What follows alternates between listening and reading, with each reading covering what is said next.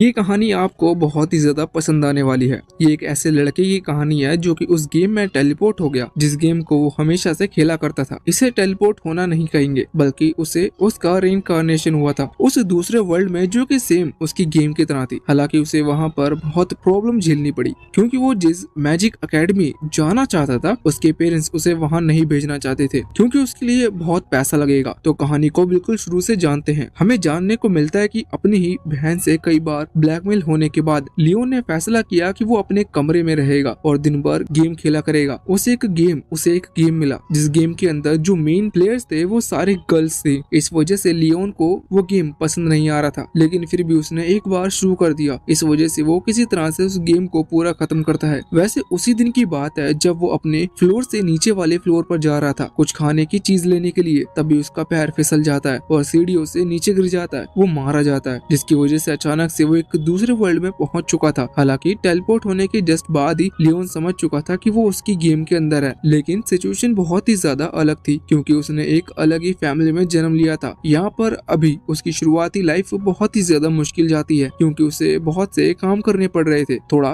घर खर्च भी चलाना पड़ रहा था। हालांकि वो इतने में भी ज्यादा गरीब नहीं थे, लेकिन लियोन को पैसे नहीं मिलते थे। अभी लियोन की जो मदर है इस वाली वर्ल्ड की, वो लियोन को एक फोटो दिखाती है और कहती है कि उन्होंने लियोन की शादी उस लड़की से तय की है। लियोन को वो लड़की बिल्कुल पसंद नहीं आती क्योंकि वो जो लड़की की फोटो थी वो लड़की नहीं बल्कि औरत है और वो 50 साल की है। साथ ही उसकी 7 शादियां भी हो चुकी है। असल में वो उन्हीं लोगों से शादी करती है जो कि सोल्जर्स हो। इससे क्या है कि जब उनकी डेथ हो जाती है तो उनकी जो पेंशन की अमाउंट होती है वो उस औरत को मिलती है और जो बाकी 7 हस्बैंड थे वो ऑलरेडी मारे जा चुके हैं। इसलिए उसने लियोन को चुना है। लेकिन लियोन यहाँ पर कहता है कि नहीं, उसे उस औरत से शादी नहीं करनी, उसे मैजिक अकेडमी जाना है जहाँ पर वो खुद से ही ढूंढ लेगा कि उसे किससे शादी करनी है। अब यहाँ पर उसकी मदर कहती है कि तुम पागल हो गए हो क्या, अकेडमी जाने के लिए बहुत ज्यादा पैसा लगेगा और हमारे पास तुम्हारे लिए इतना पैसा नहीं है। साथ ही यहाँ पर वो ये भी कहती है कि तुम्हें पता है कि 20 साल के बाद किसी की भी शादी नहीं होती, इसलिए तुम्हें अभी शादी करनी होगी। अब लियोन ने तो मन बना ही लिया था कि उसे किसी भी तरह से अकेडमी में जाना है, इसलिए वो बस ये सोच रहा था कि पैसे का जुगाड़ वो कैसे करे। अब तभी उसे एक स्पेसशिप के बारे में याद आता है जो कि उसने तब देखी थी जब वो उस गेम को खेला करता था। वैसे वो स्पेसशिप उनकी जगह से बहुत ज्यादा दूर है, इसी वजह से वो अपने फादर की एक शिप लेकर उस जगह के लिए चला गया था। उसे डायरेक्शन का पता थी, लेकिन जब वो रास्ते में जा रहा था तभी अचानक से वो एक तूफान में फंस जाता है जिसकी वजह से उसके फादर की जो शिप थी वो टूट जाती है और लियोन वहाँ से सीधा जमीन पर आकर गिरता है। लेकिन जगह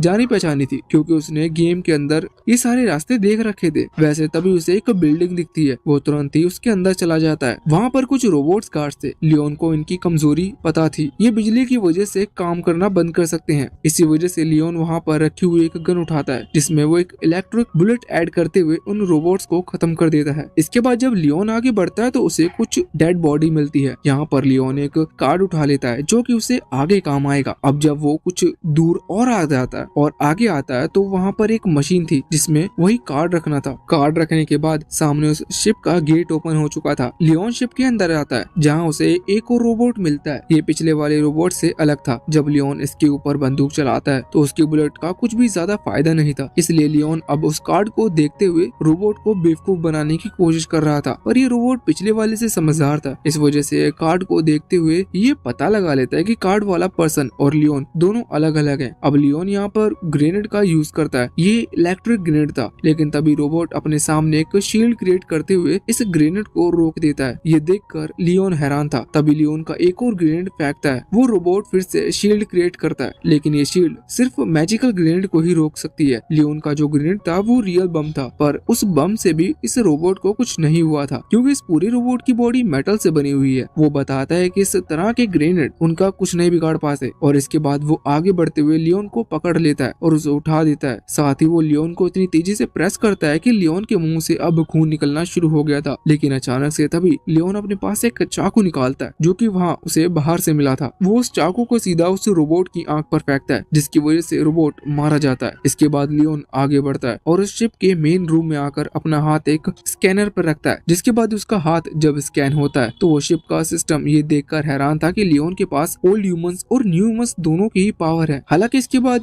सिस्टम ने लियोन को एक इस शिप का नया ओनर डिक्लेयर कर दिया था। हम देखते हैं कि लियोन को अभी बहुत चोट आई थी, इस वजह से वो तभी बेहोश हो जाता है। अब इसके 3 महीने बाद हमें यहाँ लियोन का घर का सीन दिखाया जाता है, जहाँ पर अभी लियोन की मदर बहुत गुस्सा थी और किसी को बता रही थी कि लियोन ने 3 महीने से उन्हें कांटेक्ट नहीं किया है, उसने शादी के लिए मना कर दिया और वो यहाँ से भाग गया। उनके हिसाब से अब तक लियोन मारा जा चुका होगा, इसलिए वो उस पर ज्यादा ध्यान नहीं दे रहे थे और ना ही उन्होंने उसे ढूंढने की कोशिश की। लेकिन अब तभी वहाँ पर बहुत ही तेज आवाज आती है। ये आवाज एक स्पेसशिप की उड़ने की थी। जब वो बाहर आते हैं तो वहाँ पर लियोन को देखते हैं। यहाँ पर लियोन अपने साथ एक बहुत सारा ट्रेजर लेकर आया था, जिसमें सोना, हीरे, ज़ेवरात सब कुछ शामिल थे। हालांकि लियोन के पास अब इतना पैसा हो चुका था कि वो आराम से उस अकेडमी में जा सकता है। अगले सीन में हम देखते हैं कि उसने अपने घर और अकेडमी के बीच के रास्ते में एक खाली जगह खरीद ली थी, जहाँ उसने रहने का फैसला किया था। उसके पास पैसे थे, इसकी वजह से वो कुछ भी कर सकता था। उसने कुछ रोबोट्स भी बना लिए थे। एक रोबोट उससे आकर पूछता है कि हम यहाँ पर एक हॉट स्प्रिंग बना सकते हैं, जो कि फ्यूचर में हमें कुछ पैसे जमा करके देगा। लियोन को ये आइडिया अच्छा लगता है, इसी वजह से वो रोबोट इस चीज पर काम करना शुरू कर देता है। इसके बाद हम देखते हैं कि अभी लियोन अकेडमी की तरफ जा रहा था।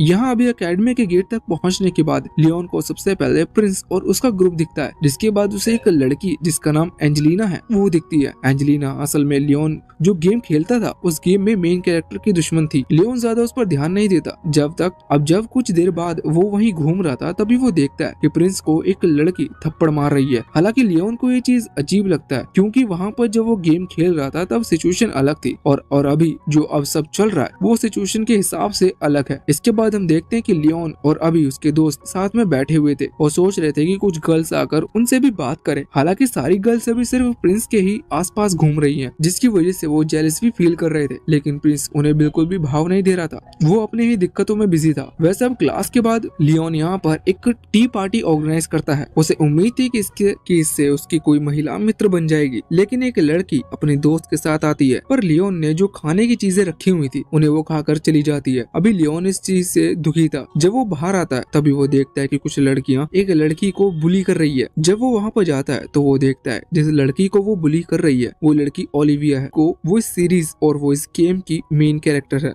वैसे इसके बाद लियोन उसकी मदद करता है और उसे चाय के लिए पूछता है। अब जब वो चाय पी रहे थे तभी लियोन नोटिस करता है कि ओलिविया बुरी नहीं है, वो एक अच्छी लड़की है, वो बस सभी से डरती है, इसी वजह से सभी उसे बुली करते हैं। अभी लियोन उसे अपनी सिस्टर जेना से मिलाता है, जहाँ पर जेना एडवाइस देती है कि ओलिविया को एंजेलिना से बात करनी चाहिए, क्योंकि एंजेलिना पूरी एकेडमी की सबसे फेमस लड़की है और अगर ओलिविया उसके साथ दोस्ती करेगी या उसकी बातचीत चलेगी तो बाकी लोगों की हिम्मत नहीं होगी ओलिविया को बुली करने की। ये बात लियोन और ओलिविया को भी सही लगती है। वैसे जेना कह रही थी कि तुम्हें उसके लिए कुछ स्वीट्स लेकर जानी चाहिए, जिस पर ओलिविया थोड़ी सी घबरा जाती है क्योंकि उसके पास पैसे ही नहीं है। लेकिन लियोन कहता है कि चिंता मत करो, तुम्हें पैसे मैं दे दूंगा। अगले सीन में हम देखते हैं कि एंजेलिना और ओलिविया साथ में बैठे हुए थे और वो स्वीट्स खा रहे थे जो कि लियोन ने उन्हें दी है। यहाँ पर एंजेलिना थोड़ी सी इम्प्रेस थी क्योंकि ओलिविया ने अपनी कमजोरी बताने की हिम्मत की थी। साथ ही उसने ये भी बताया कि सभी स्टूडेंट्स उसे बुली कर रहे हैं। एंजेलिना कहती है कि अब उसे ज्यादा चिंता करने की जरूरत नहीं। वैसे एंजेलिना के पूछने पर ओलिविया बताती है कि उसे ये आइडिया लियोन से मिला था कि उसे यहाँ पर आना चाहिए। इस चीज से एंजेलिना थोड़ी सी इम्प्रेस थी। इसके बाद हम देखते हैं कि अभी स्टूडेंट्स एक डंजन में जा रहे थे ट्रेनिंग के लिए, तो वहाँ पर प्रिंस अपनी फियोंसे जो कि असल में एंजेलिना है उनके साथ ना जाकर मैरी के साथ जाना पसंद करता है। मैरी वही लड़की है जिसने उसे चांटा मारा था। अभी एंजेलिना मैरी पर गुस्सा कर रही थी, पर तभी प्रिंस सामने आकर उसे बचाता है और जब प्रिंस मैरी के साथ वहाँ से चला जाता है तो बाकी सभी स्टूडेंट्स ये देखकर हैरान थे कि प्रिंस एंजेलिना के साथ नहीं गया। अब टीचर उन्हें बताते हैं कि इस डंजन के अंदर कुछ मॉन्स्टर्स हैं जो कि पावरफुल हैं, इस वजह से तुम्हें देखकर रहना होगा और अंदर लगे हुए क्रिस्टल्स लेकर आने होंगे। अभी बाकी स्टूडेंट्स यहाँ पर लियोन और ओलिविया को अंदर जाने से मना करते हैं क्योंकि वो ज्यादा स्ट्रॉन्ग नहीं है, लेकिन फिर भी लियोन और ओलिविया दोनों डंजन के अंदर गए थे।